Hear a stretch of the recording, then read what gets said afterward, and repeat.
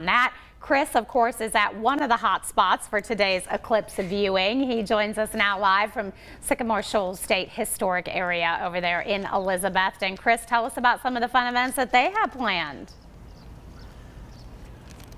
Oh, they got all kinds of fun things planned here today, Amy. One of the great things is they've got the eclipse glasses here. They have about 20 pairs, and I'm going to give this pair back to Chad when I get done. But these are exactly what you need to view the eclipse today. That's right. They're ISO certified lenses, and like I say, we've only got a handful left, right. And they're probably already gone this morning. Who knows? There've been people calling in for days wanting these things.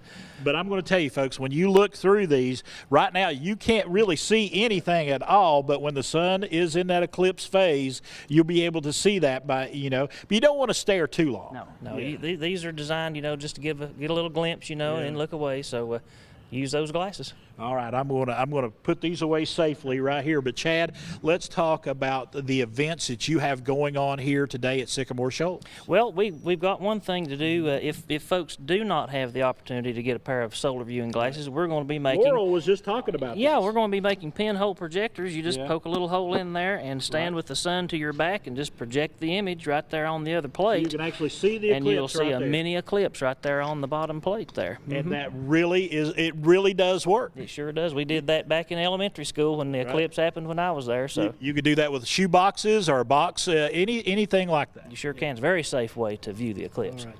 Let's talk about the history of eclipse, because history is a part of what you do. It's in your DNA. It's what you do. Talk us through the history of eclipses here in our region. So, of course, the first inhabitants in this area were the Cherokee, the Native Americans, and they have a very interesting legend about eclipses. They talk about this enormous frog in the sky that swallows up the sun, and so when the eclipse happens, they'll all run out and bang on pots and pans and shoot guns and shout and scream to scare that frog away, and then eventually the frog is scared away and the sun comes back out. So that's one of the Cherokee legends associated with the eclipse. We have Fort Watauga right here behind us right here.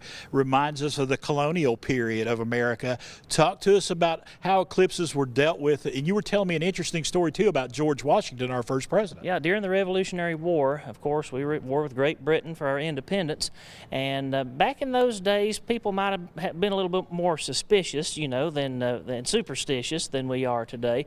So one of the Privy Council of in Pennsylvania wrote George Washington and told him that according to the astronomical charts, there's going to be an eclipse coming up pretty soon. You might want to share that information with your troops so that if there's anybody that's superstitious in your ranks, they won't take it as an evil omen or something like that. So George Washington took that advice. He shared that with his troops, and there was nobody running in fear when the eclipse happened. And as a matter of fact, a few days later, he won the battle that he was associated with. So maybe it was a good omen after all.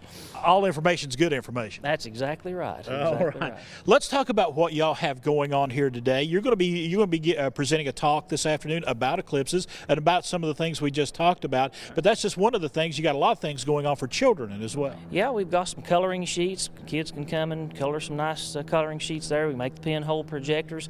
And Randy Brockley, you're going to be speaking with Randy in just a few minutes. He's got his telescope so people can get an up-close look at the eclipse, and just come out and enjoy the beauty of the park, enjoy a day on the park, and take in this scientific phenomenon. This is a great area to come. You got open spaces here. I know we got a lot of trees right here, but you have some open areas down by the river. This is a good place to come and observe if you can. I mean, we're keeping our fingers crossed on the weather, but this is a great place to come and observe. Yeah, you bring a picnic lunch, bring the kids, bring some frisbees, play while you're enjoying the day. And also, if it is going to be cloudy for the eclipse, we are going to be live streaming the total eclipse in our gathering room here, so people can come enjoy the indoors there and watch a live stream of the total eclipse. All right. And I know there's going to be a lot of kids, Chad, out of school today. A lot of schools are turning out classes early or not having classes at all today. This will be a great educational opportunity to come here to Sycamore Shoals State Park and observe outside and observe inside if the weather doesn't cooperate. Chad, we appreciate you, buddy. Thanks, folks, it is the 2024 eclipse. It's happening around 3:10 this afternoon. Be going on until about 4:25.